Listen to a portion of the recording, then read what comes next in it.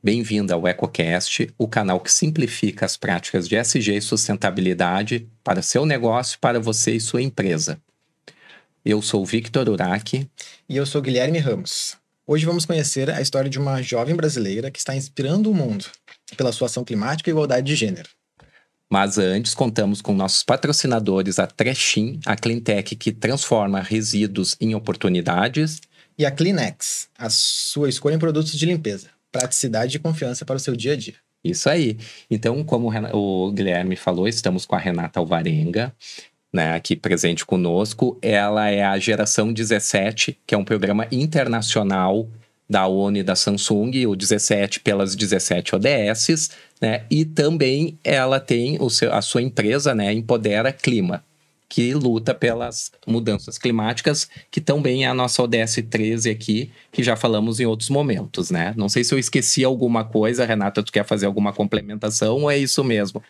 É por aí, é um prazer estar aqui, muito obrigada. Eu também sou internacionalista, que é o que a gente chama carreira de relações internacionais, né? Então, esse mundo das ODS está na minha vida desde o seu início, lá em 2015, que por coincidência foi bem quando eu comecei a faculdade. E também tenho mestrado em políticas públicas por Harvard, então consegui poder conectar esse internacional com o nacional, sendo daqui de Porto Alegre. Então, é um prazer. Ah, muito bem.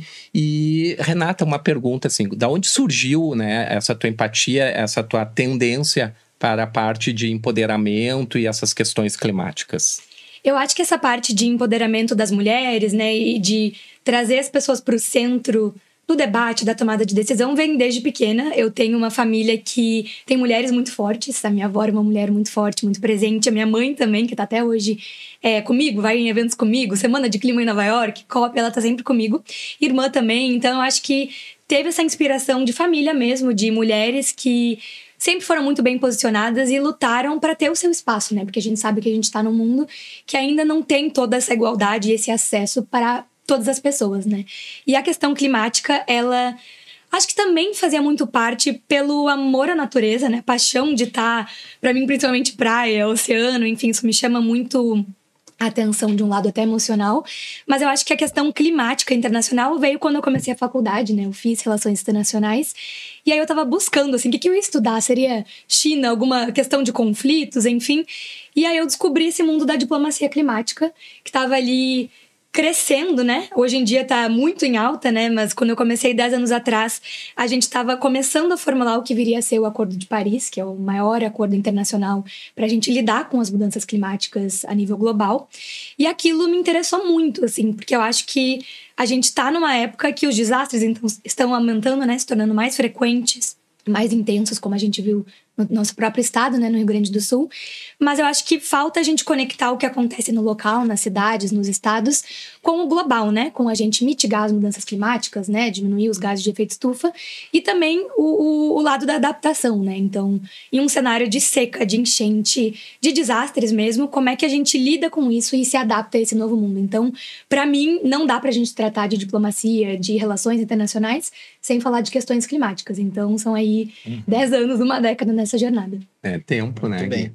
E tu destacaria algum momento decisivo que te levou a fundar a Empodera Clima? Com certeza. Eu tive uma oportunidade muito incrível, muito cedo, com 18 anos, de ir para a COP21, que é a COP, né, a Conferência das Partes, é o que a sigla significa, mas é o principal órgão, o mecanismo da ONU Clima para tratar de questões climáticas. Então, são aí mais de 190 países que se unem todos os anos para discutir o que cada país vai fazer, o que conjuntamente também vai ser acordado nesse sentido. E eu estava começando a minha faculdade, entrei em uma ONG que chama Engaja Mundo, que traz essa liderança de jovens brasileiros de todo o país mesmo, de cada bioma, cada região, para estar nesses espaços internacionais. E hoje em dia faz muito mais do que isso, mas naquela época que eu entrei, era essa vontade e essa luta para acessar esses espaços, né? Porque faltava, a gente via ali alguns diplomatas e tudo mais, mas faltava sociedade civil, faltava pessoas jovens nesse espaço, né? Eu acho que a importância de ter jovens nesse espaço é muito simples. Essa ideia de que é um problema que está acontecendo agora, vai só, infelizmente, piorar, né? A gente está vendo aí nas próximas décadas que os desastres vão se intensificar. Então, por que não ter as pessoas jovens que vão ter que lidar com isso, seus filhos vão ter que lidar com isso, suas carreiras vão sofrer com isso, né? Suas profissões. Então, é importante ter jovens nessa tomada de decisão hoje em dia já, né? Falando o que faz sentido para eles, quais são as pautas mais importantes. E jovens muitas vezes vão trazer mais energia para o processo, criatividade, inovação, né, de pessoas que estão ali com essa experiência mais vivida ali, aquela urgência, né, de estamos falando do nosso futuro e nem mais do nosso futuro, né, hoje em dia já é o nosso presente. Então, jovens precisam estar nesse espaço. E aí eu fui para essa COP21, me encantei pelo espaço, mas eu também vi algo que me preocupou, que foi a falta dessa diversidade de mulheres discutindo essas questões. Eu fui parar numa sala de negociação, são várias, assim, finanças climáticas, adaptação, enfim. Fui parar na sala de negociação de gênero e clima, que é justamente o que as mulheres têm a ver com essas questões, como é que a gente inclui o empoderamento feminino, o que a gente chama de justiça climática também, que é essa ideia de pôr as pessoas no centro da ação climática, né? Todo mundo, enfim, principalmente mulheres, crianças, idosos, pessoas indígenas, enfim.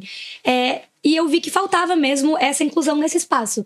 E eu também vi, não só como faltava, mas o que isso fez com o processo, né? Então, diplomatas que falaram: direitos humanos não tem nada a ver com questão climática, acho que não tem porque a gente botar isso no acordo. E aquelas pessoas nessas mesas de tomada de decisão estão ali com a caneta na mão, né? Então, o que resultou daquelas negociações 10 anos atrás foi o Acordo de Paris, né? Que eu comentei que é esse monumento, assim, internacional. E faltou muita coisa ali. Então, para mim, veio esse estalo de que não, a gente precisa trazer essas pessoas que estão na linha de frente, vivendo essas questões diariamente, para essas discussões que estão tomando todas as decisões atuais de clima, né? A Empodera veio muitos anos depois, 4 anos depois, mas justamente por uma humildade também de entender que eu queria aprender primeiro, né? Entender o que já existe, quais são os órgãos, organizações, empresas que já existem nesse espaço. E aí, 4 anos depois, no Dia da Terra, em abril de 2019, surgiu a Empodera como um projeto pequeno no início, bem com essa ideia mesmo de compartilhar conhecimentos sobre educação, sobre gênero e clima. E hoje em dia já é essa ONG registrada aqui em Porto Alegre e com mais de 50 voluntários de todo o Brasil e também de outras regiões da América Latina. E aí a gente pode falar mais sobre tudo que a gente tem feito. Ah, que bacana, né? Isso que é legal, pessoal. Ela não só está mostrando, como ela vai explicando, né? A Renata, ela acabou sendo capa da Forbes, jovens, né? Abaixo de 30 anos, né? Então, a gente fica muito feliz disso e compartilhar e tu ter essa percepção tão jovem, né? No momento de estar numa mesa de debate e ver o poder que a gente tem dessa caneta, né? Que ela move mundos, né? E ela que toma as decisões nas assinaturas. E aí, em cima disso, a gente gostaria que tu falasse um pouquinho para todos nós aqui, né? Quais estão sendo os desafios e como está sendo manter a Empodera Clima, né? Perfeito. Acho que até esse momento da Forbes foi muito legal, porque eu comecei de uma forma muito despretensiosa, assim. Eu tava finalizando a faculdade, sempre, né, fiz outras coisas junto, aquela coisa de ser empreendedora, a gente vai balançando vários pratinhos ao mesmo tempo, mas realmente não era meu objetivo, assim, que eu tomei a decisão de fundar, né, um projeto, uma iniciativa, foi realmente a ideia de que eu vi um espaço um buraco, né, que tinha para ser preenchido, que é justamente trazer essas discussões de gênero, clima e justiça, principalmente no debate climático, com uma visão jovem, então toda a organização é jovem, e com uma visão latino-americana, brasileira, porque a gente tem algumas organizações que trabalham com isso, que são sensacionais, mas estão na Europa, nos Estados Unidos, e aí faltava o que a gente chama de tropicalizar essas conversas, perfeito. Né? Então foi o que a gente fez. E assim, até isso da Forbes foi esse momento que eu me entendi como empreendedora social, que eu fui capa da categoria de empreendedorismo social, porque eu acho que ainda no Brasil a gente está aprendendo a entender sobre ONGs e sobre essa inovação que é de um cunho mais social, como também uma inovação, como também uma tecnologia, né? Então, acho que tá aí também um desafio de ser jovem, né? Eu comecei a Empodera Clima com 22 anos, saindo da faculdade. Então, acho que ser levado a sério, buscar financiamento, né? Em lugares que muitas vezes não foram feitos para nós, né? Até as próprias negociações climáticas são espaços que ainda não acolhem tão bem o espaço da juventude, né? Porque, enfim, é um espaço histórico, diplomático, que ainda está se adaptando ao nosso mundo, à nossa sociedade, né? E tudo que se atualizou. Então, acho que tem aí esse desafio de financiamento também, que sempre acontece quando a gente está tratando de uma organização sem fins lucrativos, né? Mas, ao mesmo tempo, precisa de financiamento e apoio para a gente poder realizar os nossos projetos, né? Então, eu acho que tem essas dificuldades aí que a gente vai aprendendo como jovens empreendedoras nesse espaço, mas tem sido muito gratificante, assim. Acho que a melhor parte é poder trabalhar com jovens incríveis que às vezes estão começando, assim, jovens de 18 anos entrando na faculdade, querendo estar no mundo climático, mas a gente sabe que é difícil, né, ingressar na carreira ambiental, climática. E eu acho que a Empodera acabou sendo quase um divisor de águas. Tem muitas pessoas na Empodera que entram de uma forma, assim, super simples, para ser voluntária de comunicação, de pesquisa, de tradução, e saem dali com empregos nessa área ou participam das próprias conferências do clima com a gente, relação com a ONU. Já tivemos voluntárias que viajaram por diversas partes do mundo para falar do nosso trabalho a nível Brasil, internacionalmente. Então, para mim, essa é a melhor parte. Apesar dos desafios, é poder conectar esse local, esse trabalho que a gente faz aqui com o global, né? E poder dar visibilidade cada vez mais a pessoas que estão fazendo um trabalho sensacional por aí. Muito bom. Eu tive a oportunidade de participar no passado da COP da Biodiversidade na Colômbia. E foi a primeira vez que eu participei de uma COP e eu senti também, assim, existe até uma barreira de linguagem, sabe? É um mundo de siglas, de termos próprios daquele tipo de negociação. Então tem uma barreira para entrar. E eu acho que o Empodera Clima é importante por dar acesso, visibilidade para mais gente começar a ter esse contato com esse mundo, se interessar e a partir daí preencher esses espaços. Exatamente. Bom, engatando as nossas perguntas, eu também te perguntaria, qual a missão central tu considera que é a missão do Empodera Clima e como vocês fazem para medir os impactos das ações de vocês? Perfeito. E incrível isso que tu falou, porque eu acho que a ONU é uma sopa de letrinhas, assim. Eu tive o privilégio de engajar tanto, né, na COP do clima, né? A gente tem a COP da biodiversidade também, tem a COP da desertificação, então são várias temáticas. E também tem a CSW, que a gente participa muito, que é a principal conferência do mundo para a igualdade de gênero, que acontece em março todo ano lá na sede da ONU em Nova York. Então, assim, só de começar a entender como navegar e depois acessar esse espaço de uma forma efetiva, né, para poder afetar, impactar os resultados, é realmente um grande desafio. Então, a Empodera, ela também vem com essa missão muito central da gente mudar quem pode estar nesses espaços, né? E trazer essa questão de gênero para as discussões climáticas, né? Então, gênero e clima é o centro. Na minha cabeça, hoje em dia, né, são 10 anos trabalhando com isso, 6 anos já liderando a Empodera. É muito simples, mas eu vou em muitos espaços, inclusive empresariais, e é sempre a primeira coisa que me perguntam, né? O que tem a ver uma coisa com a outra? Mulheres, clima, são questões diferentes, mas eu acho que se conecta muito com essa ideia de que a crise climática é sobre as pessoas, né? A gente vai ter diversos ecossistemas que vão ser destruídos nesse sentido, mas são as pessoas que vivem nesses ecossistemas, né? Então, a justiça climática nada mais é que centralizar as pessoas nesse processo e entender que nem todo mundo vai ser impactado de uma forma igual, né? Se a pessoa mora em uma região mais periférica, se mora no morro, que pode ter deslizamento de terra com uma enchente, a gente sabe que os resultados vão ser diferentes. E aí tem várias questões que isso afeta, seja raça, né? Classe, idade e gênero é uma delas. Então, na Empodera, a gente tem esse olhar que a gente chama de interseccional, que é juntar um pouquinho de tudo, porque quando a gente fala de Brasil, não dá para não trazer tudo isso, porque é um país muito plural, diverso, enfim. E essa questão de mulheres me chamou muito a atenção como uma pessoa que está nesse espaço, que está rodeada de mulheres fortes nesse espaço, mas não via isso traduzido na tomada de decisão, né? Então, a Empodera vem com 2 aspectos principais. O primeiro é a educação, né, que tu comentou, que é essa ideia de que para a gente poder empoderar as pessoas a estarem nesse espaço, elas têm que saber o que está acontecendo, né? E não é por falta de talento, de inteligência, é de acesso mesmo à educação, que começa desde pequenininha, né? Eu mesma tive acesso, assim, à educação de qualidade, pude aprender inglês cedo, que eu acho que foi um diferencial, mas a gente sabe que não é o privilégio e a realidade de todo o nosso país. Então, o acesso à educação na escola, já entender o que é a questão do meio ambiente, o que é a crise climática, é o primeiro passo. Se a gente vai pulando essas etapas, as pessoas vão ficando para trás, né? E mulheres principalmente, porque as meninas, muitas vezes, elas têm esse papel de cuidar da casa, ajudar a família, ajudar a mãe em uma situação de desastre, por exemplo.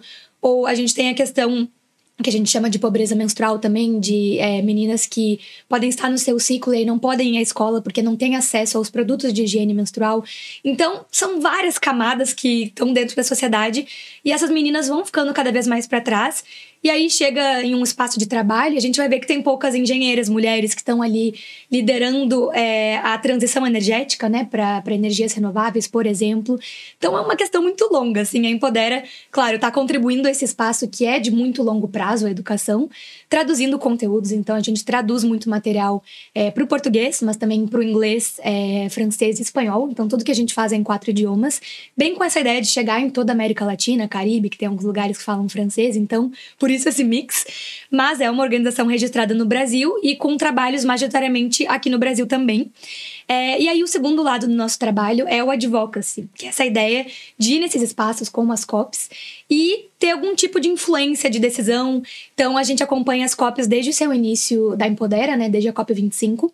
E a gente não só chega lá, né, e tá lá participando, mas a gente tem parcerias muito legais com a Unicef, ONU Mulheres, ONU Clima, Fundo Malala, enfim, várias organizações aí internacionais que querem a visão da juventude. Então, já teve painéis que a gente organizou com jovens de 16 anos, falando quais são as problemáticas da sua cidade, do seu bairro, na mesma mesa de pessoas da presidência do seu país, sabe? Então, é poder criar essas pontes, né, conectar através do conhecimento, através do acesso, né? Então, resume um pouco aí. E tu tinha me feito uma segunda pergunta. E a segunda pergunta era como vocês medem o impacto das ações. Perfeito. Esse também é um desafio, acho que na educação é um desafio, né? Porque a gente sabe que a gente está apoiando e transformando também a vida de pessoas. A gente recebe feedbacks e mensagens muito legais de pessoas que descobriram sobre esses tópicos através da plataforma da Empodera. A gente tem uma base de dados online multilingüe. E aí foram fazer graduação sobre isso, mestrado sobre isso, buscar trabalhar nisso. Então já tem um impacto ali. Mas a gente sabia que isso não era o suficiente para a gente poder entender quais são os números, né? Em quantas pessoas a gente realmente está chegando. Então, a gente utiliza as nossas bases online, né? Então, o próprio site, mas também redes sociais, newsletter, enfim, para poder ter esse acesso aí de centenas de pessoas que estão acessando. Mas também, hoje em dia, a gente faz um trabalho presencial ao redor do Brasil. E um deles é o Empodera Clima nas escolas. Então, a gente vai em escolas públicas ao redor do Brasil, geralmente ali, final do ensino fundamental 2, ensino médio, para falar com os estudantes sobre isso, sobre justiça climática. A gente leva materiais, doa livros para a biblioteca da escola. Então, tem ali mais de 150 estudantes treinados ali, nesse lado. E agora a gente acabou de terminar também uma série de workshops da Empodera Clima para mulheres. Dessa vez não só jovens, mas mulheres em toda a sua diversidade. Em Recife, Belém e Porto Alegre, a gente fez nessas 3 regiões do Brasil, sobre preparação para desastres climáticos, né? Então, o que fazer numa situação de enchente, no antes, no durante, no depois, né? Que é um conhecimento que a gente tem um pouquinho, né? Mas eu acho que, como sociedade, a gente ainda está aprendendo a identificar alertas, né? Que vem da Defesa Civil, a montar uma mochila de emergência, enfim, entender tudo isso. Então, a gente também treinou mais ou menos 100 mulheres agora nesse último mês. Então, é um mix, assim, de medir o impacto com o alcance que os voluntários têm, o alcance dos projetos presenciais e o alcance também das nossas redes.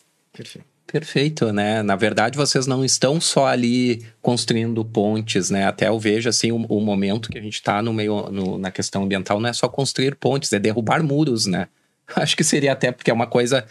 A gente está precisando tanto que isso aconteça que a gente tem que, além de construir a ponte, é derrubar os muros e conseguir que as pessoas cheguem a essa informação e vá sendo plantada a sementinha, porque é toda uma sequência, né? Nós depois vamos... O mundo vai ficando para os próximos, né? E o planeta, como bem tu disse ali, são questões assim, ó. O clima, ele estaria tudo ok se não fosse a questão humana, né? Que são as ações humanas que estão movimentando e, obviamente, como bem tu disse, vai acabar estourando primeiro nos mais pobres, né? Histórias, a gente sabe que tu tem várias, né? Então, entre ali, quando a gente estava conversando, Guilherme e eu, nós achamos interessante ver se tu conseguiria trazer para nós uma que te marcou mais profundamente nesse momento, né? Durante essa jornada dos 10 anos, eu digo depois, como tu falou ali, por 2022, então seria dos 6 anos para cada Empodera Clima. O que te marcou mais profundamente, assim, que momento, que foi mais emotivo, e tu compartilhar conosco aqui.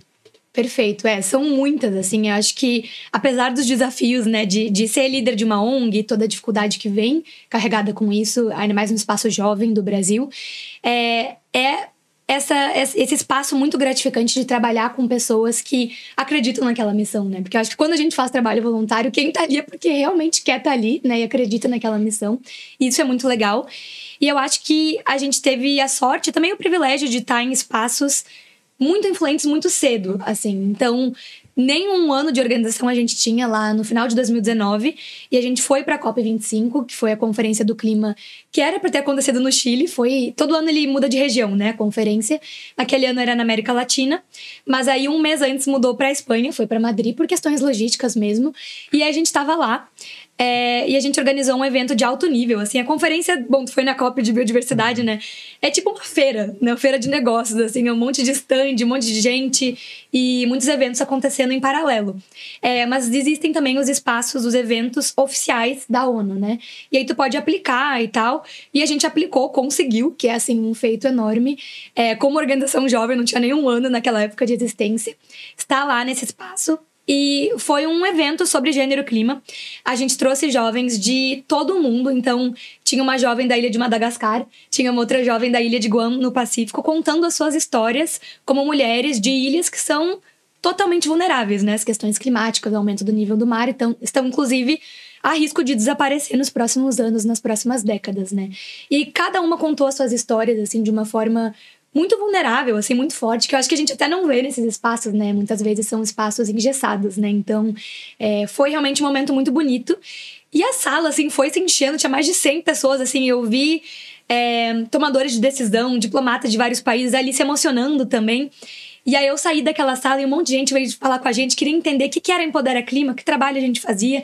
E aquilo me marcou muito naquele início, de entender que existia um espaço para aquilo, né? Que parece uma coisa muito nichada, mas que falta, porque fala sobre vulnerabilidade, sobre o coração, né? Essa ideia tem em inglês uma expressão que é o touch hearts and minds, né? Então a gente chega nas mentes das pessoas, mas a gente também tem que chegar no coração das pessoas, ao menos na minha opinião, na questão climática, porque é uma questão muito visceral, mas ao mesmo tempo nem sempre a gente vê no nosso dia a dia, né? Tá mais quente, às vezes chove mais, mas é difícil entender que a gente tá numa crise que tem um prazo de validade, né? E se a gente não resolver o que a gente tem que resolver até esse prazo, a gente vai estar realmente em uma situação bem difícil, já estamos, né? Então, eu acho que aquilo me mostrou que existe esse espaço, que é difícil, sim, chegar num espaço como a Conferência da ONU do Clima, mas existem, sim, pessoas interessadas e que querem fazer essa mudança. E esse é só um caso, assim, mas a gente agora, nos workshops da Empodera, teve mulheres catadoras, mulheres quilombolas, mulheres indígenas, mulheres trans, então mulheres de vários espaços mesmo, que têm as suas questões, que muitas que moram em área de risco, já sofreram com inundações, alagamentos, mas estavam ali para criar essa rede de conexão, assim. Então, muitas mulheres vêm falar comigo e agradecer por esse espaço transformador. E é sobre isso, sabe? Acho que no final das contas, eu navego por muitos espaços internacionais, fui para Davos, pro Fórum Econômico Mundial, palestrar, COPs, enfim. Mas para mim, a mudança tá aqui, né? Poder vir nessas regiões, fazer um evento no final de semana e poder olhar no olho dessas mulheres mesmo e ver que é para isso que a gente faz esse trabalho que a gente faz, sabe? Então, é muito especial poder trabalhar com essas mulheres. Legal, demais. E aproveitando o gancho, então, eu te perguntaria, a gente vai, enquanto Brasil, né, receber essa próxima COP aqui em Belém. Então, te perguntar qual a tua expectativa para essa COP e também o que tu espera da participação de mulheres e da juventude nessa COP. Se tu acha que a organização está aberta a esse tipo de participação em relação às outras COPs? Como é que tu está vendo essa questão? Perfeito. Eu tô muito animada, assim. Eu acho que como alguém que tá nesse espaço há muitos anos, né? Já fui em mais de 6, 7 COPs. É sempre muito longe, né? Então, a gente já foi pro Azerbaijão, pra Dubai, pro Egito, pra acompanhar essas conferências. Então, ter no nosso território brasileiro é muito especial. Então, assim, todo lugar que eu vou, eu falo, gente, é uma conferência gigante que vai, assim, dezenas de milhares de pessoas, todos os presidentes do mundo, basicamente, que vão estar aqui no nosso país. Ainda mais na Amazônia, né? Então, acho que tem um simbolismo gigantesco. A gente não pode perder essa oportunidade. Mas, na minha opinião, até sim, a COP, que é agora em novembro, mas também o depois, né? Eu penso muito no legado. Tu falou sobre plantar sementes. Pra mim é sobre isso, assim. Eu acho que o trabalho climático, o trabalho ambiental é a gente plantar sementes para um jardim que talvez a gente nem veja na nossa vida ainda, né? É um legado muito a longo prazo. As ODS são sobre isso, né? O desenvolvimento sustentável é essa ideia de deixar o mundo para as futuras gerações como a gente encontrou ele, ou se possível, melhor ainda, né? E não pior, que é o grande desafio. Então, eu acho que tem um legado gigante que a gente pode deixar para o nosso país, pós-COP também. Por isso que, inclusive, um dos treinamentos que a gente fez da Empodera foi em Belém, para passar essa mensagem para as pessoas de lá, mulheres de lá, que sim, vai ter uma conferência gigante ali, agora no final do ano, mas não acaba ali, né? Que a potência tá em todas as regiões amazônicas, em todas as regiões do Brasil. Então, eu acho que vem muita coisa boa por aí. Acho que até nas últimas COPs, como alguém que estava nesses espaços, foi difícil a sociedade civil estar lá por questões do país mesmo, de limitações de direitos humanos, enfim.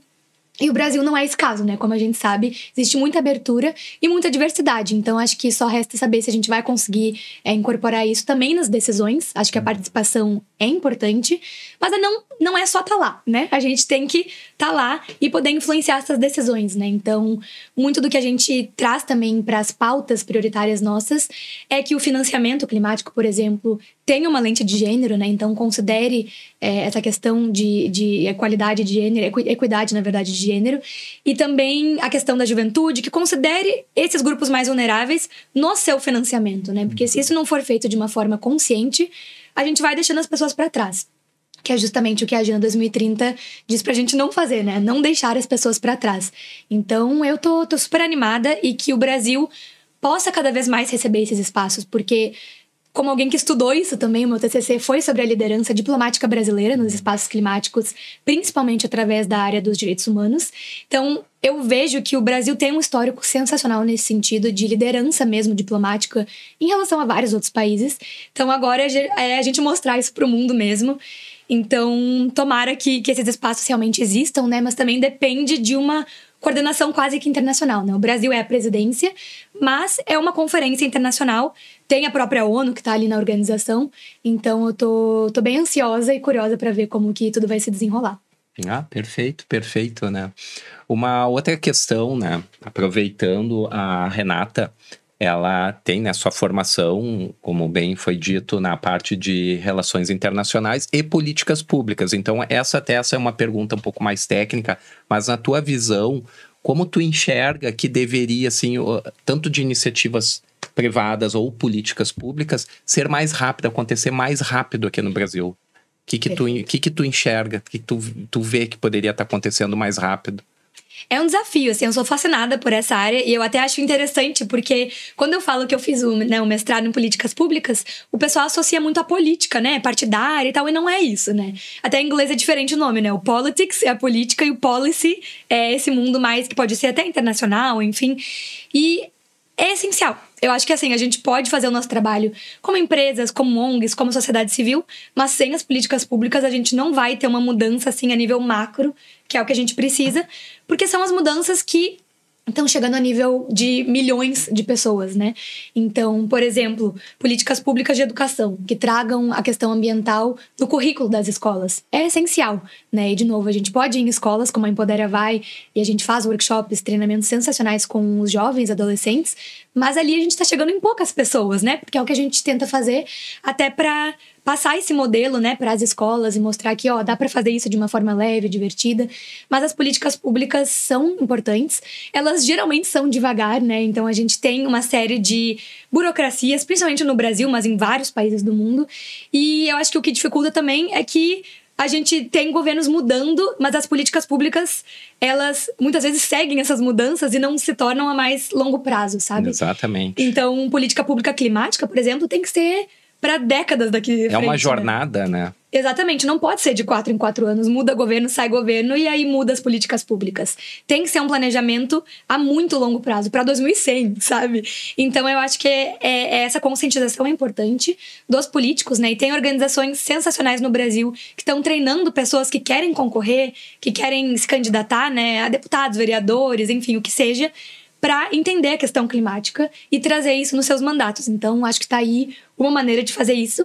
E a nível mais internacional, eu acho que tem que ter essa pressão mesmo, né? Como alguém que também está na sociedade civil, já trabalhei também no Consulado Britânico do Rio de Janeiro, já trabalhei na ONU, no Banco Mundial, então eu já vi os dois lados, né? O lado mais de quem está fazendo as políticas e recebe essa pressão, e o lado de fazer a pressão para quem está na tomada de decisão.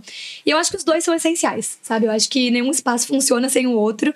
É muito essa questão de redes e da gente se entender. Então, acho que tem que sim falar com a empresa, tem que sim falar com a organização local, internacional, governos, e ter um diálogo, né? Que é talvez a maior dificuldade que a gente tem atualmente, né? A gente não consegue ver o outro lado ou tentar achar pontes ali que façam sentido para todo mundo, entendendo que cada um vai ter o seu interesse, seja o lucro, seja o aumento de impacto, seja ficar no governo mais 4 anos. Então, como que a gente trabalha e convive com esses interesses distintos por uma causa comum, que é o desenvolvimento sustentável, a ação climática. Perfeito, tu sabe que tu falaste 2 pontos que é exatamente os mesmos pontos que eu percebo. Nós queremos, e tem sim que haver um letramento político, né? Levar um letramento de sustentabilidade e ESG, aquela sigla que tanto já conversamos, falando sim sobre como o político enxergar isso daí, porque eles estão ali para realizar leis e montar projetos. Não interessa o partido que ficar. A questão ambiental ela é uma questão permanente. Então, né, uma ação imediata seria, sim, o político ter esse conhecimento, e até a gente pode vir aqui um episódio anterior, né, Guilherme, que um dos outros episódios que tu procura ali, onde a gente falou daquela questão da PL, né, do meio ambiente, é ali... Licenciamento ali. Se os políticos tivessem, sim, um letramento, eles estariam entendendo uma lei tão importante que está aqui num episódio anterior, se tu não olhou, volta, 2 episódios, se eu não me engano, que ele vai ver. E o outro é aquilo que a gente fala há anos, né, que é a educação, que foi o que tu falaste. A educação, eu como pai, né, e é um dos motivos aqui que me leva, né, e eu tenho toda essa sensibilidade de querer que o planeta cada vez mais fique aí para minha próxima geração, pai de menina, que eu me sensibilizo, porque todos nós temos uma mãe, uma avó, e temos também aí uma esposa, companheira, ou, né, não tem como, a gente sabe o quão delicado é a questão feminina. Então, a educação nesses ambientes aí, uma bela jornada de educação para todos, né, e justa, e que vá adiante aí, né, e perpetue com as ideias do meio ambiente. A questão de mudanças climáticas e mitigação das mudanças climáticas, ela precisa estar permeada em toda a economia, né? Então, não pode mais ser vista só como um custo, ou vou destinar uma parte do orçamento do Brasil. Então, esse nível de mudança profunda que a gente precisa para enfrentar as mudanças climáticas, só com políticas públicas que um país é capaz de agir nessa área. Com certeza. E até se eu puder comentar sobre isso, sim, é um processo que pode ser custoso a curto prazo, né? De a gente sair do que a gente chama dos combustíveis fósseis, né? Petróleo, por exemplo, e passar a pensar mais e investir nas energias renováveis. Pode ser mais caro agora, né? O pessoal fala, né? Painel solar é muito caro, não sei o quê. Vocês sabem melhor do que eu, né? Como engenheiros nesse mundo. Mas a longo prazo é o que a gente tem que fazer. Porque mais pra frente, a gente reverter a situação, que às vezes nem tem como reverter, né? Existem alguns casos, alguns biomas que estão chegando no que a gente chama de ponto de não retorno. Exatamente. Que a gente não vai poder voltar atrás, né? O estrago já está feito. Então, é muito essa questão a longo prazo, que eu acho que como ser humano a gente tem dificuldade, né? A gente tá pensando no dia de amanhã, o que é super justificado, mas é que a gente não tem mais tempo, basicamente. Exatamente. Até tem uma frase muito antiga, eu não me lembro em exatidão, mas... dizia assim, né, ela, né, cada uma escola que se fecha são 5 presídios que irão se abrir no futuro, né, e eu acho que hoje a gente atualizando ela, cada escola que deixa de trabalhar uma temática ambiental serão, né, quantos empregos perdidos no futuro por a gente estar degradando hoje aquilo que nos gera toda a nossa renda e alimentação e tudo para o futuro. Eu acho que a gente até pode reescrever essa frase, né, Guilherme? Uhum. Pois é.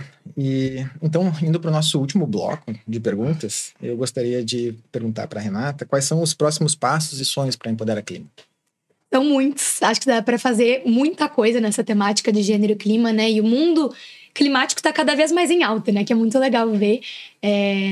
Alguns anos atrás, inclusive, teve aquele movimento, né, com a Greta, por exemplo, trazendo mais foco para essas questões, né? Então, vários amigos meus desse espaço climático vieram nessa onda, nesse movimento também. Então, é muito legal de ver, assim, que cada vez mais as carreiras, as profissões estão pensando sobre a questão climática. Então, assim, eu pretendo continuar trabalhando com isso o resto da minha vida.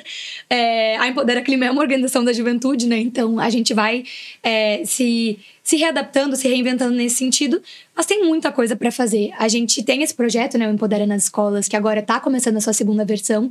Então, a gente quer ir para mais lugares, principalmente do Norte, do Nordeste, onde muitas vezes não chega muitas dessas temáticas que a gente está falando aqui a nível de alto nível, né? E então, a gente vai continuar replicando isso nas escolas.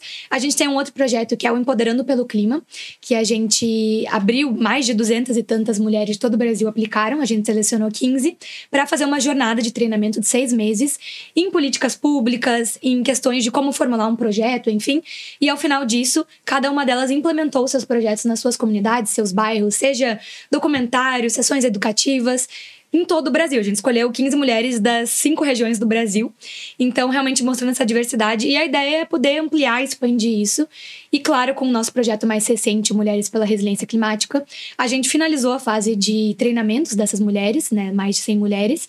E agora, a gente vai pegar tudo que foi discutido e elaborado durante esses treinamentos e tornar isso em carta compromisso, que a gente vai levar para prefeituras, governos do estado, ministérios, para poder ter esse legado, né? Porque eu acho que fazer evento é muito legal, falar em painel, enfim, mas às vezes fica por ali, né? Então eu penso no e depois? E daí? O que a gente faz com isso, né? Então a Empodera quer cada vez estar mais nesse advocacy nacional, falando com as pessoas que estão na tomada de decisão para tentar mudar essas políticas públicas, né? Seja Ministério do Meio Ambiente, Minas e Energia, mulheres, tem muita coisa aí, muito trabalho bom sendo feito, mas eu acho que a gente precisa ouvir mais a sociedade civil e essas mulheres que estão na linha de frente, né? Então a ideia é continuar ampliando esses projetos e chegando cada vez em mais espaços.